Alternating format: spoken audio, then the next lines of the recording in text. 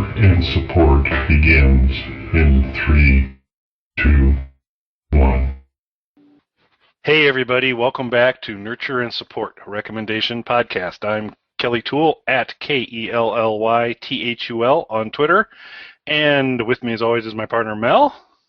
Hey everybody, it's Mel at Karmic9 on Twitter, and I almost forgot my own Twitter handle. That was really sad. Try spelling it, because that always just lets... I'm not sure I can spell it today, actually, so the less I say, the better, probably. That'll happen. So, for regular listeners of the show, one, thank you for being a regular listener of the show, and two, you may have noticed something a little different to the start of this podcast. We have a new theme song. We actually have a theme song. Yay.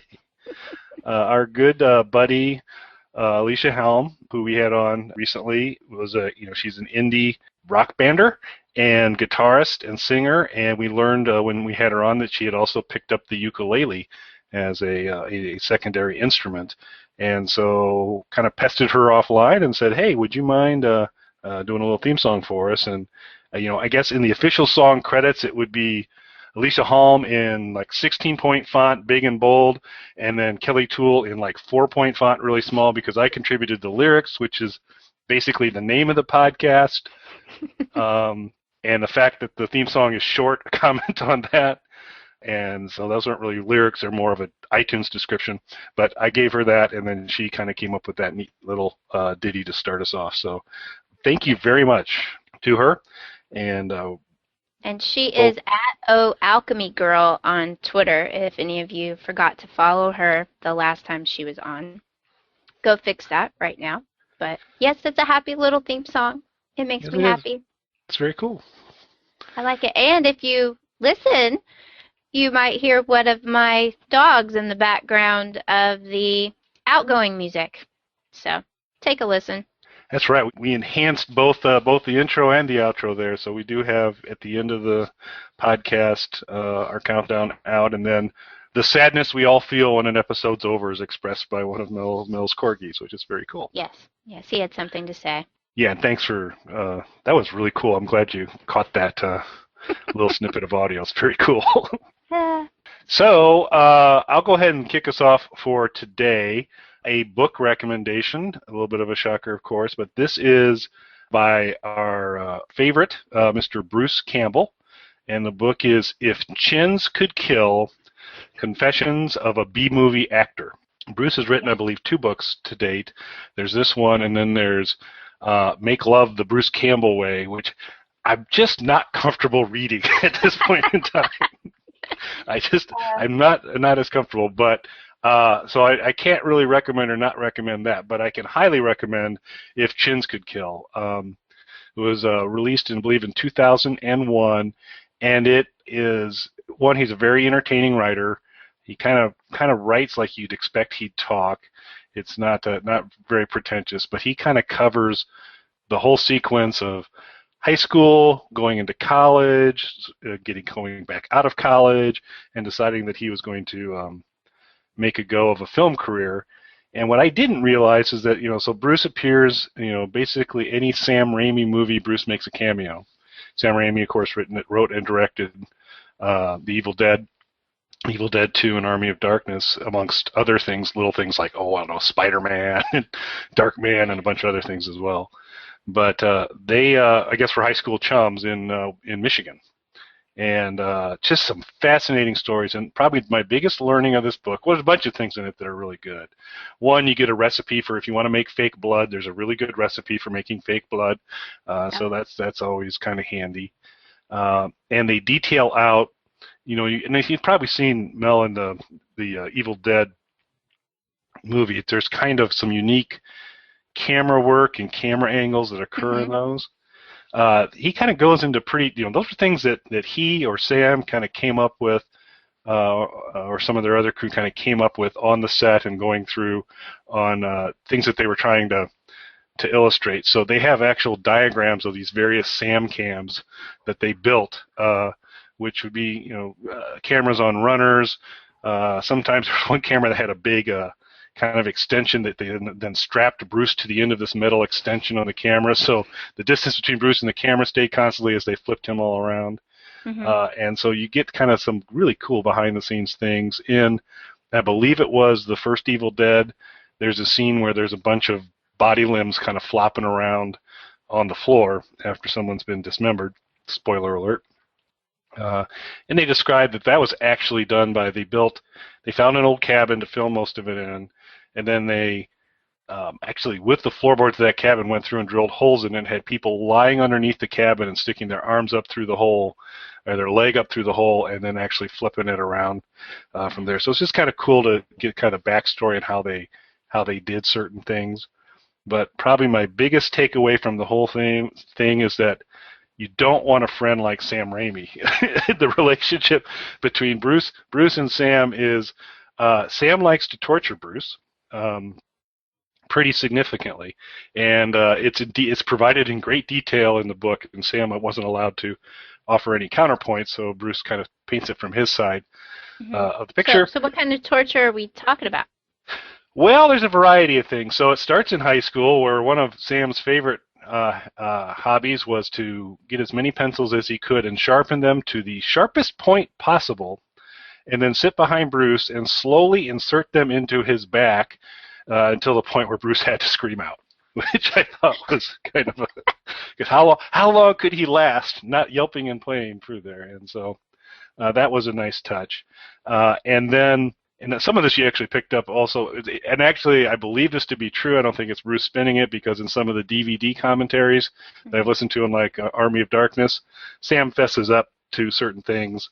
Like there's a scene where Bruce is running away from the evil, and he's like running through branches, and it's again one of those kind of really unique Sam Raimi shots.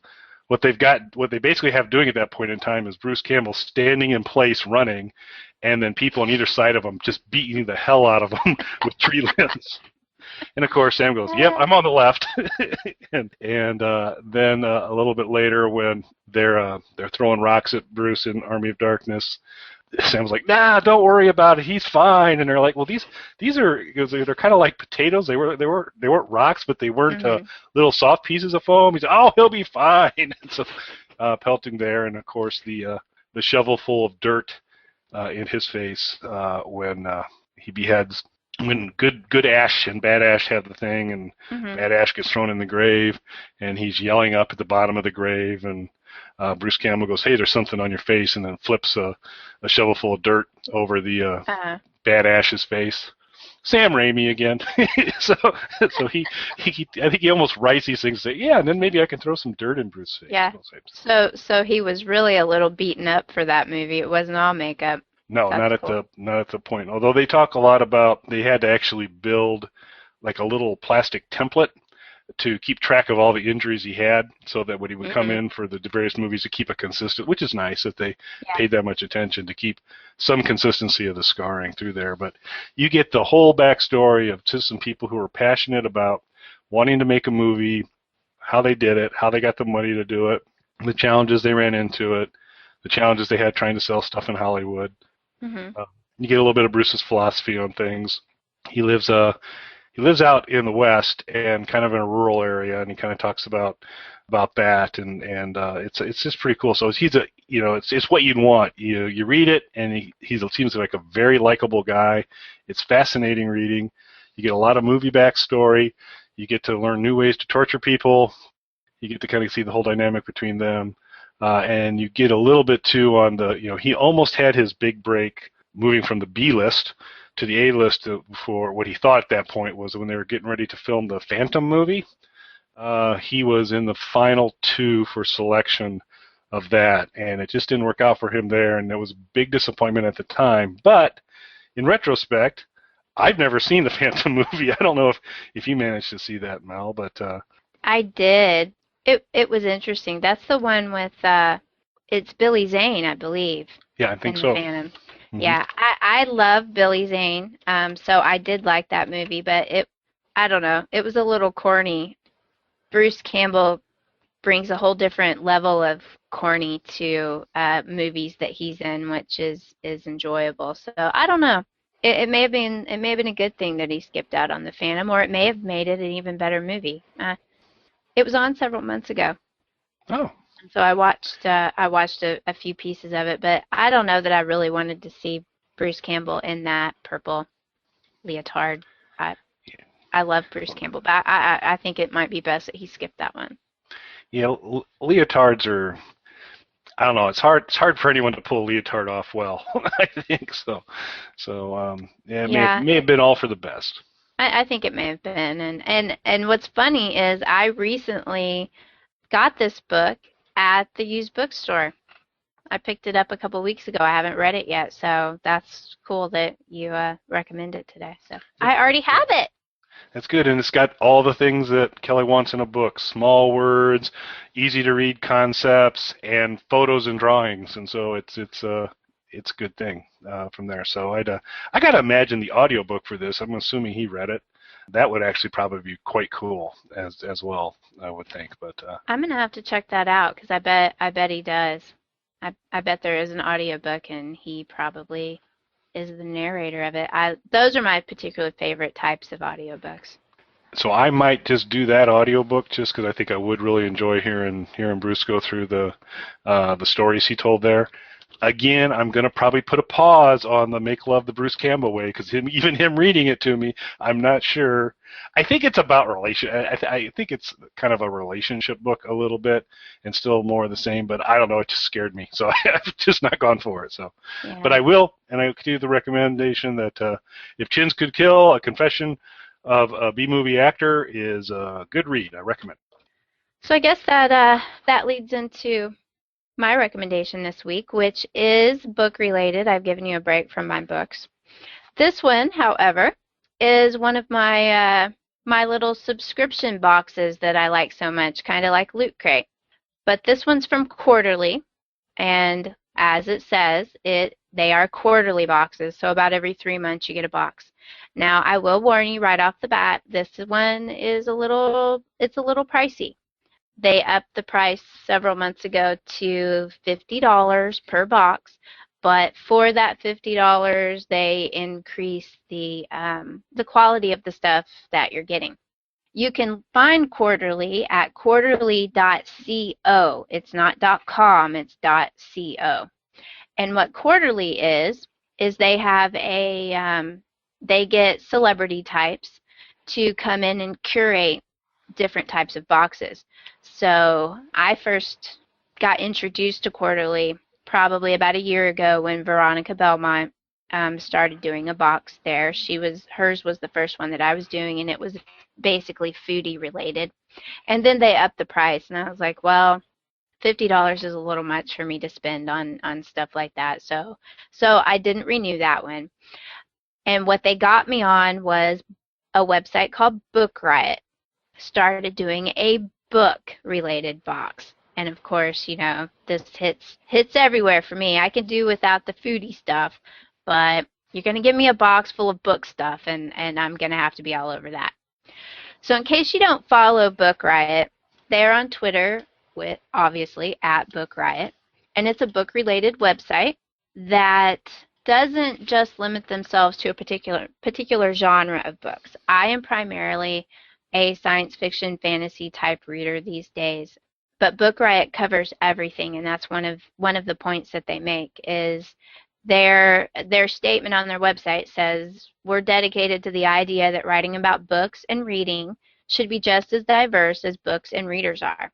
So sometimes they talk about serious things, sometimes they talk about silly things. They're as much into literary fiction as they are romance books. They cover, if there's a book about it, they cover it.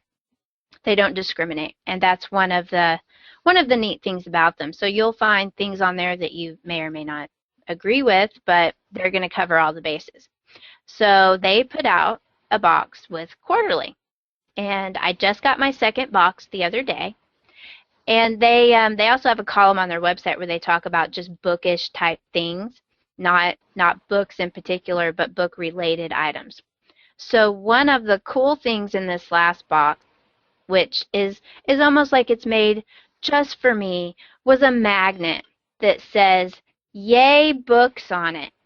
And There you go. Nice. yes, and I opened that up and saw that and went, they sent this just for me. They know who I am, and they sent me a magnet that says "Yay Books." So some of the other things in the recent box is a coffee mug, which of course we've discussed my caffeine addiction, but it's a coffee mug that is covered in the titles of banned books, which is another one of my whole things about banned books and censorship. And another thing I got was a little silver tin that on the top of it has a sticker that says "Read Harder." And when you open it up, it's full of these little copper metal, they call them book darts, and I had never seen these before. They are little things that I'm pretty sure could be used as a weapon that are made to slide over a page and mark a line in a book instead of you having to highlight the book, because that's another issue for me. Do not bend the covers of my books. Do not dog-ear a page. And you never, ever, ever take a highlighter to anything but a textbook. It's okay to highlight textbooks, but you do not mark my books. So consequently, it's very hard to get me to loan you an actual physical copy of a book, because Seems like you have a lot of rules. So I do have a lot of rules, and I will say I learned most of these rules as a very young child, and having to borrow books from my older brother, who, that was the rule. He never wanted to loan me his books because he was afraid I was going to crease the covers and ruin the pretty pictures of his Dungeons and Dragons books, his Dragonlance books, and because they had very pretty pictures of dragons on them, and he didn't want them messed up. So I was taught this at a very young age, and it has perpetuated through my life that if I loan you a book, it had best be pristine when it comes back. Actually, it mainly means that I don't loan out books very often, or I have been known to go to the used bookstore and buy a used book of a book I already have for the express purpose of loaning it out to other people, because I don't want them to mess up my pretty books.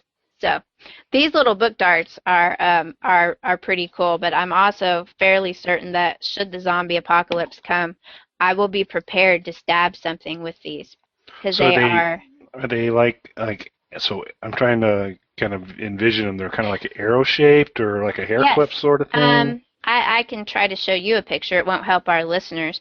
It is shaped kind of like a little dart. Kind of picture like the flag Post-it notes that have like the little point on them. You know, the little flag type Post-it notes. Well, they're kind of shaped like that, but they're made out of metal, and it's designed like a paper clip on one end to slide over the edge of the book, and then the point points at the line that you're trying to reference, instead of dog-earing a page or something to go back and reference a particular line. So these are neat. I've never seen these before, and it Probably does not have I'm going to guess they're not airline friendly. no, I bet they might not be, and it does say on the bottom that it's not safe for children. So anyway, they actually look like you could maybe throw them and hurt something.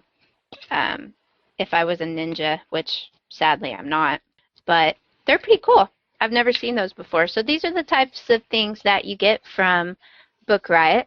But they also obviously usually send a couple of books, one of which I'm excited to read is a book by Lauren Lido that's called Judging a Book by Its Lover, a field guide to the hearts and minds of readers everywhere. And essentially, it's about what we talked about is not, because fandom can be kind of crazy, and we've got a bunch of different fandoms out there, and lately there's been a lot of stuff on the internet about one particular fandom attacking another particular fandom and saying my fandom's better than your fandom. The same thing happens in books. Oh, well, if you don't like so-and-so's books, then you're a piece of crap, and you don't even know how to read. You're an illiterate idiot. Well, that's kind of what this book is about. Not judging people for the books that they read, that, hey, it's great that we're all readers, and we all love books, and we all love words, and we like to read. So stop judging each other. That goes along with Book Riot's philosophy. And I just want to say that this $50 every 3 months, it's a little pricey, but this was the second box. And I've loved both boxes that I've got from them, and I think it's worth that. So it's staying in my budget. I've had to really wanted to get Quarterly's Bill Nye box as well, but I have to budget these things, so I can't afford to get that one yet. Maybe I'll get that as a gift. So even if it doesn't sound like something that you might like, if you know somebody that's way into books or in book type things like coffee mugs and little metal darts that could hurt people, maybe you could give it as a gift. There you go. Multi-purpose. Yes. Very cool. Well, and so I will point out that the fandom of Mr. Alice Cooper, Cooper's Troopers, as we like to refer to ourselves, it's a very warm and welcoming lot, and it covers, all eras of spandex, from you're too young to wear spandex to that little narrow window where it's okay to wear spandex to, again, that older age where you really shouldn't be wearing spandex again. And so you get this at any Alice concert, you get this cross-section of humanity, most in black, but still lots of different ages. But they don't, although there used to be kind of a big Alice Marilyn Manson thing going, but that has faded. But Cooper's Troop, we're a friendly lot, so. Yeah. Well, I'm guilty of being judgy, I have to say. I'm not a fan of the Twilight books, as I've been very vocal at times, but I shouldn't knock people who do, which is my mother. Like, oh my God. Yeah. So anyway, it's something that I sometimes have to work on, is not judging people who think that sparkly vampires are okay. But that's okay. That's a work in progress, and I struggle with it every day. I need a 12-step program. Yeah, that sounds like a legitimate struggle to me, though. I think you're justified to having that concern. So. Thank you for your support. All righty, well, I'm going to move on. My next one will be a little on the short side, I think, perhaps, but it is. I'm back to music recommendations, and it's hard to pick like your favorite album of all time of everything, and as I can't really go an hour without mentioning Alice Cooper, as you know, so you would assume that my favorite album of all time came from Alice, but actually it doesn't. My favorite album of all time comes from The Clash, and it's my second recommendation for today, and it's London Calling by The Clash. It's a double album set. It was released in 1979.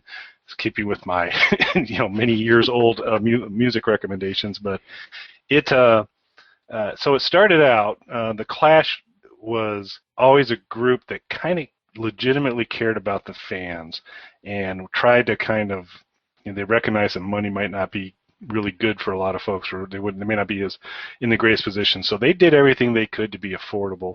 So London Calling was a double album set that the Clash insisted the record stores charged a single album price for. They followed it up later with Sandinista, which was a triple album set. It wasn't a single album price, but it was in the ballpark of it from there. Mm-hmm. Actually, one of the songs on London Calling, Train in Vain, we'll talk about that a little bit more in a second. Its original intent was they were going to release this album and then find a way to give Train in Vain out for free as well. But it just didn't quite work out, and this is pre the days of free downloads and all that kind of stuff to be able to do that.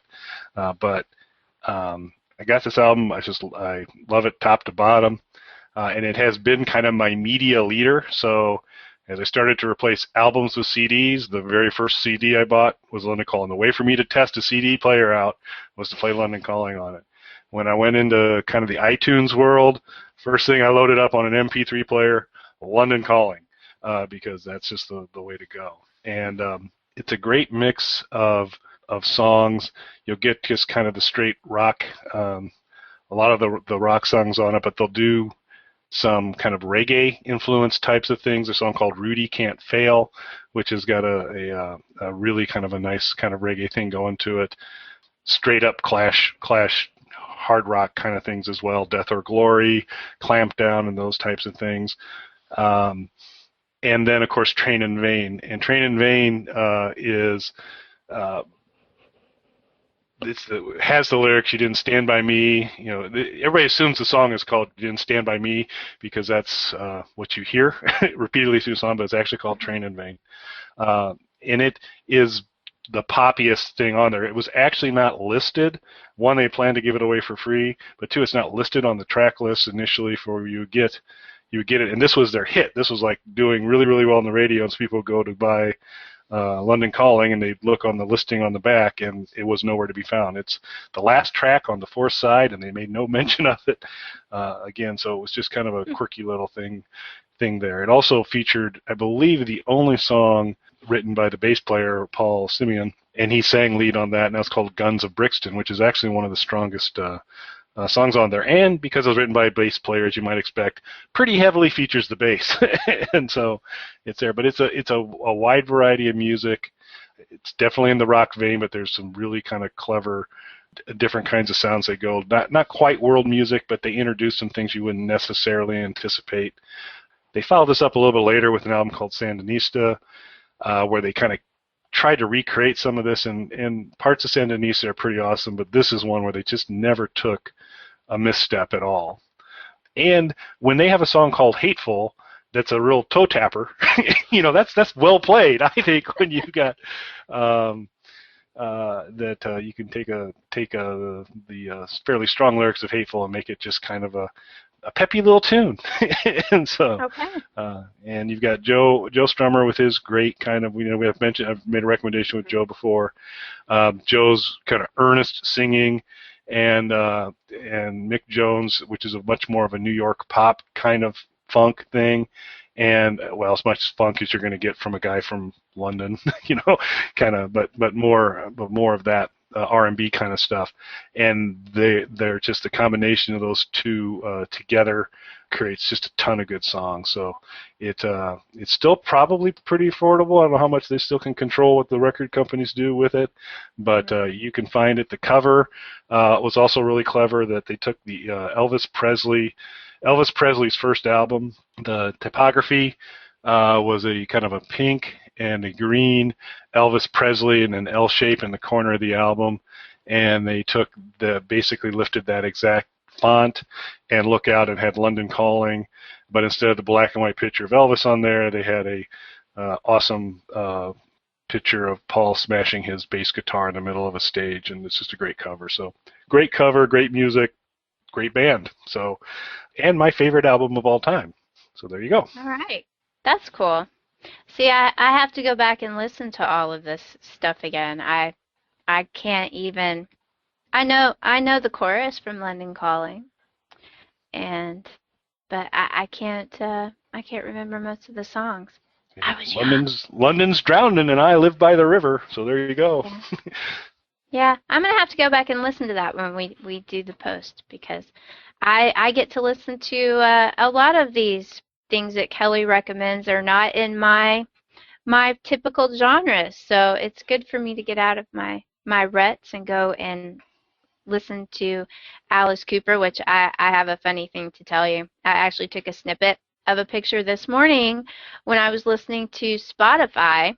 And if you don't listen to Spotify, when you open up the app on your computer, it gives you a bunch of recommendations based on what you've listened to before. And I took a little snippet of this one particular recommendation it gave me of, because you've listened to Alice Cooper, you might like Minute Work. Really? So, I don't know how that happens. I took a snippet of it to show you. I have it. I'll have to tweet it out later. But that tickled me. I thought that was funny. That's not true. They need to work. They need to work on their algorithm. It did give me some more appropriate ones later on, but that was the first one I saw, and I was like, Minute Work, really? Because obviously I like Minute Work. So anyway, I think it was just trying to fool me. But it was funny. So I enjoyed listening to all of these different music recommendations that you give out, because it's not things that I typically listen to. Yeah. Well, that's two-way street, because my cello music catalog is low. No, I never would have guessed. That's probably a shocker to you. So absolutely. So that's kind of the whole purpose of doing this, though, right? Right. Absolutely. That's why we will occasionally bring you more guests in who differ from what we typically get into, to broaden all of our horizons on things. So that's really cool. So, any more about the Clash? Or you want me to That's move it. on? We can move on. Okay. So, I promised you, everyone, I promised you last episode that I was going to talk about Teen Wolf. So, here it is. I hope everyone's enjoyed the show. Catch us next week on Nurture and Support. No? I Okay. thought I would do it at the end so Kelly didn't bail out soon. Listen with an open mind. Yes, Sorta. yes. Okay, I'm not going to have a whole lot to say. I'm just going to throw it out there. I don't really know why this show's not more popular than it is. I think mostly because most of people over a certain age don't think to watch MTV anymore. Obviously, I'm sure that everyone, even the kids, know there was a Michael J. Fox movie back in the day called Teen Wolf, and I think it had at least one sequel. I don't know if there was a third that had a character named Scott McCall who turned into a werewolf and became a basketball superstar.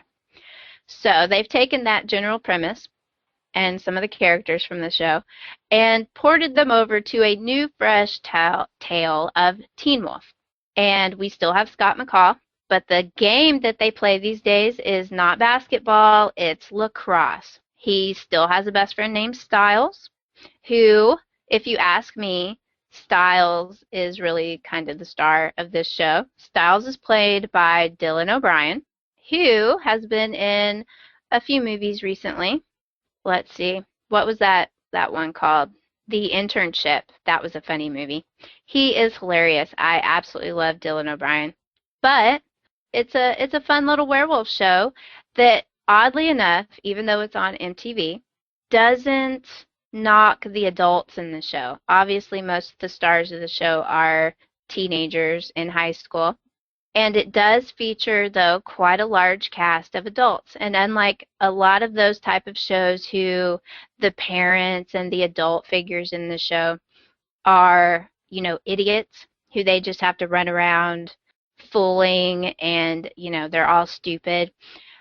This show doesn't actually do that to its adult characters, and that's one of the things that I like about it. They're not just comedic relief or just an authority figure that they have to rebel against. That's not what this show uses them for. They actually are part of the team as the show goes on. Especially it's in its third season right now, and probably by the time this airs, it will be finished with its third season, and you might find that my opinion has devolved into some sort of crying fit because they're saying they're going to kill someone on the show. And depending on who that is, you might find me getting very angry about it. But we'll see. So what are the odds that it's going to be Dylan, do you think? I hope not, because there's going to be a lot of little fangirls who are going to be up in arms and screaming because Dylan's kind of like the Daryl of this show, except for Dylan's not a werewolf. He is the regular guy, but he's taken center stage in season 3 playing a very dark character. He's been through the things that they've been through in season 1 and season 2. Basically, the repercussions from season 2 is he's been possessed by this kitsune, which is a Japanese fox spirit. This one is an evil one. And he's been doing very bad things all the last half of this season. So he has just really been doing a phenomenal job of playing a very dark, evil type character. This last season of this show has gotten really mature and really dark. Now, the first season was a lot of fun, and it had more of the parents are people that you can't trust and you have to get around, particularly since the main character is trying to get a girlfriend, and it turns out that her dad is one of the people who hunts and kills werewolves. That could be a slight problem when you're a werewolf trying to get his daughter. But, that's a teen show. So that's just basically the gist of it. You've got a kid who sort of accidentally gets turned into a werewolf and consequently becomes a lacrosse superstar, which basically makes the popular guy who was the captain of the lacrosse team hate him. And you devolve into most of the high school stuff that you deal with. It's really fun.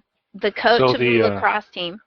So in the movie, he actually changes into a fairly substandard werewolf. And plays basketball. Yes. Yeah.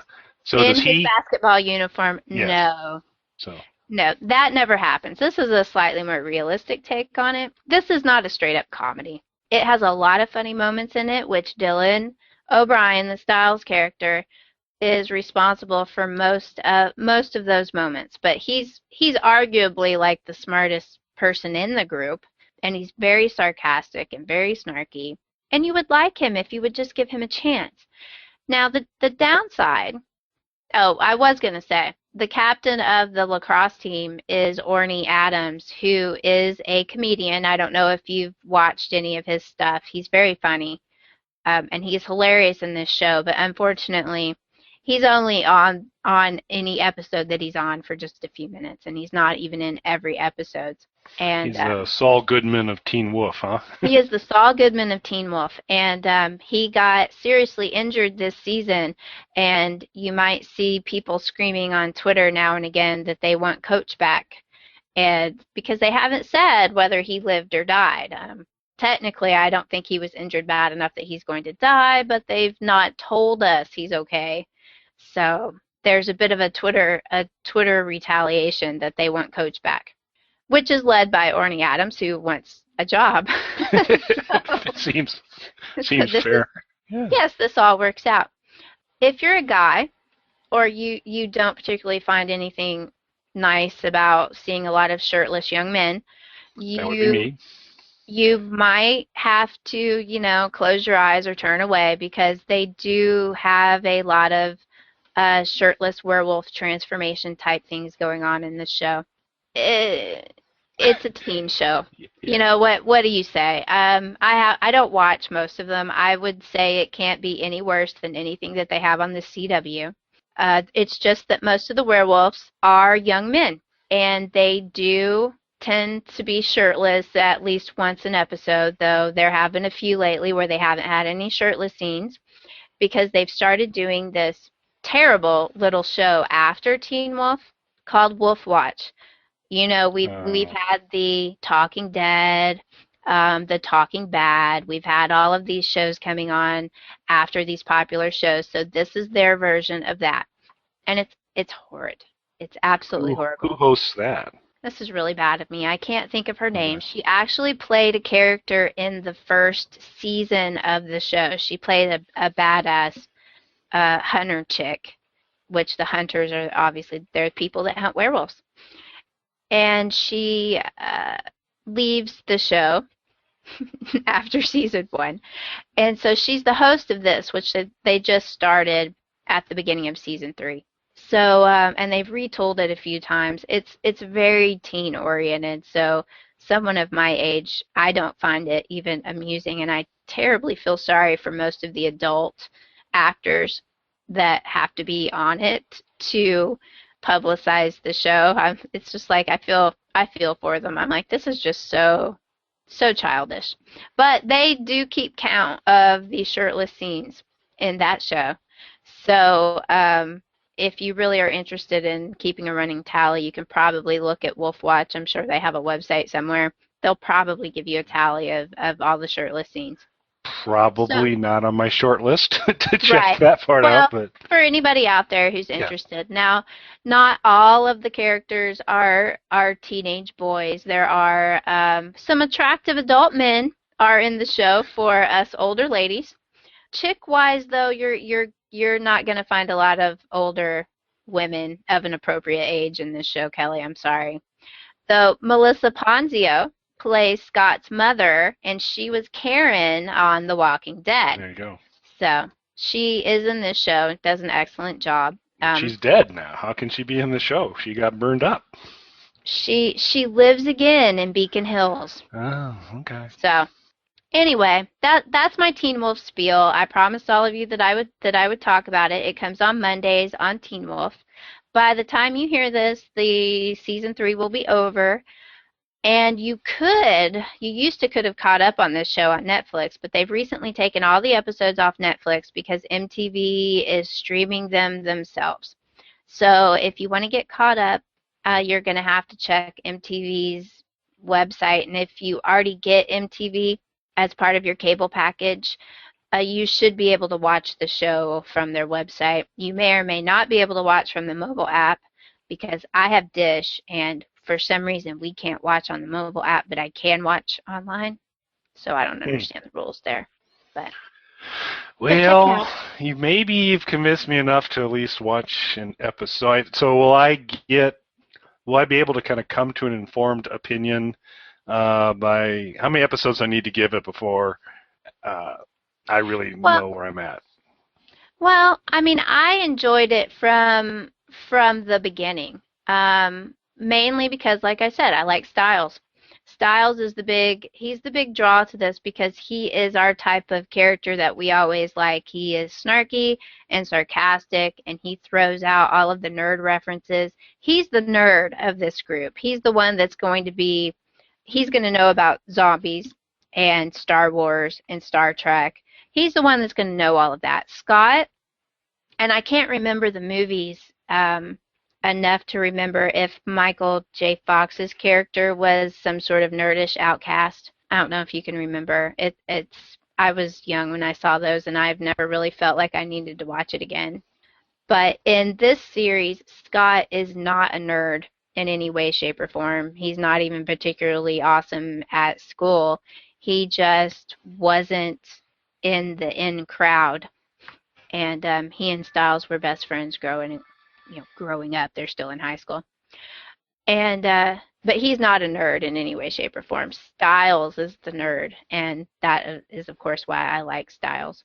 I don't know that it's much of a show that you could really jump into in the middle, especially this season 3 has had a lot going on. But I found season 1 to just be fun. It's fun. It doesn't require a lot of thought, obviously. Just sit back and enjoy the fun little ride. It was a neat little werewolf show. I like werewolves. I've liked werewolves probably more than I've liked zombies. And there's not a lot of werewolf shows out there that I actually like. That bitten thing that's on sci-fi these days needs to die a horrible death. Immediately. I caught a teeny bit of that the other night, and I'm like, no, that's not. It's horrible. It's horrible. I tried to watch the first episode, and it starts out like it's a porn. And that may have gotten some people interested in it, but the acting in it is just awful. It's just awful, and that's nothing to say against the books that the show is based off of, because the books are good. The show is terrible. It's absolutely terrible. In my opinion, I do, however, know some people that like it, so this is just my opinion. It doesn't do anything for me, but other people might like it. I would rather watch Teen Wolf, though, than Bitten. Any day of the week, I will watch Teen Wolf over Bitten. So there it is. I've enjoyed Teen Wolf. It's in season 3. It's on MTV. Check out MTV's website to see what old episodes they have available, because they have taken them off of Netflix, which is unfortunate because I enjoyed rewatching season 1. But it's a teen drama. Don't expect a lot of deep thought going on. Season 3 has changed, though.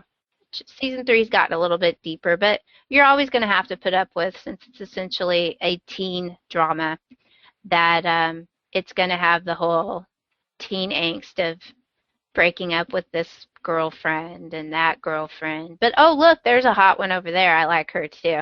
So it deals with a lot of things like that, but it's enjoyable nonetheless. And what I particularly like about it is it doesn't treat its adult characters like they're idiots and they're just people to get around. In this show, there are a number of adults who serve good purposes of mentoring these young teen wolves into being decent people. It's well-rounded. I guess that's the word for it. It's well-rounded. Give it a shot. All right. I'll trust you. I'll take a look. You'll just have to look away when all of the hot guys take their shirts off. Yeah, I can do that. So you'll enjoy Styles, and you'll enjoy Coach. Okay. So. Cool. Alrighty. Okay. Well, since you get at least one team, I mean, how many Alice Coopers do I need to have before you can do one Team Wolf? Seems only fair. you could make a recommendation there. So, Okay, cool. Well, with that, I think we will move into Twitter recommendations, where I fully intend to give yet another new one, not a repeat. And I'll go ahead and start it off. Who I'm going to recommend? It's Anna Carellen, and it's ANNACARELLEN. And her Twitter title comes out as Anouk Dartumi, which I did some searching to find out, is that a bad thing? And I can't find out much about it, so I don't think it's a bad thing. I also don't know where its genesis is from, and I'll have to ask her sometime. But the reason I'm recommending her is she's basically a better me. Is what I'd recommend, is that she loves doing hashtag games. I just recently, I can't remember where we crossed paths initially. I think it was through a hashtag game, but she's very, very good at them. She is no fan of corporate team building or ice breaking activities. Has a deep, passionate hatred for them, which is another place that we bonded. And on occasion, I have been known to tweet out either the way I'm going to answer questions the rest of the day. I'll come up with, these are going to be my 3 answers for the rest of the day, or these types of things that are pretty inappropriate for a corporate setting. And she typically grabs a hold of them and enhances them, makes them much, much better. But so she's good at the hashtag stuff. She's got all kinds of fun things to say about work environments and all that. But she has more discipline than I do, in that sometimes I'll get on a run and you'll just be getting hashtags from me for a long time, and she does a couple really good ones and then stops. And so she exercises more moderation than I do. I tend to go in fits and starts on Twitter, and she's typically out there. She's very responsive, and she's, most importantly, very funny. And so I just wanted to throw her out as my Twitter recommendation for this week. All right, cool. We will have a link to that, of course, on the blog, because that sounded hard to spell. Yeah, yeah. All right. So my Twitter recommendation this week is at Suvidu, and that's SUVUDU. And that we will also put on the website. Yes. So. It is your daily dose of fantasy, science fiction, comics, and gaming news, interviews, excerpts, and more.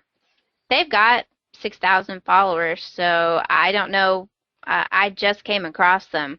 They tweet out all sorts of, basically, like it says, geek type news, games, science fiction shows, fantasy books. They do books, movies, TV shows, games, you name it, they cover it. And they have given me some really good recommendations lately that I have not seen anywhere else. So I just recommend that you check them out if that sounds like something that you want to stay on the latest greatest for. They have a website that is suvidu.com, but I haven't really explored it very much. I just rely on their Twitter feed for the most part to give me a clue as to what I need to know about today. Like, let me see. Here's an amazing profane letter from the architect of the Death Star. They have a link to that. Oh, sweet. Yes. So they troll the net and find all sorts of cool stuff that you might like to know about. And they do a lot of Star Wars stuff, which obviously we are always fans of. But they've also started doing some cage matches where they pit popular fictional characters against each other and want you to go vote on them. So I always enjoy things like that. So I suggest that. Have they done Merle yet? I don't think we've gotten to Merle yet. It just started recently, so by the time this airs, they may have. I haven't explored it to see what the tree is, but yeah, it's enjoyable. So I gotta think he would do well in a cage match, but we'll see. Yes. See what the fans have to say. Absolutely. So, as Mel mentioned earlier in the show, we try and bring some folks on where we can on occasion to give some different points of view and different ideas to kind of keep exposing folks to different ideas. You can always, if you've got those suggestions, send them to us either at the Gmail, nertandsup@gmail.com, tweet it at nertandsup on Twitter, or Mel or my Twitter handles. Leave comments in the blogs and blog posts, and another great way to get us that information. But we've had a couple of them, and wanted to make sure that we didn't end today's show without sharing a reader or listener provided recommendation, and this comes from Helena McGetna, who, had you asked me to say who's going to offer up our first industrial rock recommendation, I probably would not have had her on the short list, but indeed that's what she's offered us here. The group is called Throbbing Gristle, and in particular there's a song called Hamburger Lady that she's recommending in particular. Throbbing Gristle was an English industrial band founded in the 70s, disbanded in the 80s, and came back together again in 2004 to do an album. And then they finally capped it around 2010 when one of their members, Genesis Porridge, that's the word porridge, hyphenated the P and the O, between the P and the O, Genesis Porridge, decided he was no longer willing to perform with them. So I'm not, and I like some quirky stuff. I've heard of Throbbing Gristle, but I've not really listened to much. But Helena provided us a couple of really good links, so we'll go ahead and link to some of their things. She describes them as listenable industrial, as opposed to the non-listenable, which is more, I guess there's some Japanese group called Masana, who she says listen at your own risk, so that might be a little on the rougher side, but that it is an industrial sound. So it's going to be some heavy music from there. I might, and I haven't decided yet if in the future, I have an industrial music, but I can't decide if it's a recommendation or an unrecommendation yet. I'm still working through which category to put it in. Okay. So I'll keep that for a future show. But apparently, Hamburger Lady is based off a true story, and it was largely based off a letter from a doctor where there was a woman who's had severe burns to the extent that she looked a little bit like ground meat, and so this is based off that letter called Hamburger Lady. Oh. So not quite the toe-tapping music I mentioned earlier, So it's probably got a tad of an edge to it, but we'll provide you a link to Hamburger Lady and probably some stuff on Throbbing Gristle, and that came from Helena. I wanted to thank her for throwing in that recommendation. That is, I'll check it out. I've heard of them, have not seen them, so her recommendation will take me to Hamburger Lady, and I shall take it in all its glory. All right. Yeah. I'll listen. We'll see. I don't think there's going to be any cellos in there, but I'm going to guess it's going to be cello light at least, but we'll. I have a cello metal band I could recommend one day. There you go. There you go. So that's good. Yeah. So anything else for this week, Mel? I think that about sums it up. Take a listen to our new theme song and my howling dog at the end, and let us know what you think. And I guess just send us your recommendations if you have any at the places that Kelly already told you about, or hit us up on Twitter. And I think that's all I have. You got anything? Nothing else except I want to thank Alicia again for her fine work. She says she's actually going to do a couple more versions for us. I welcome them, but I really like her first cut quite a bit, so that's cool. And you are moments away from hearing Mel's dog, which is pretty awesome as well. So look forward to catching up next week, everybody. Nurturing and supporting Riot.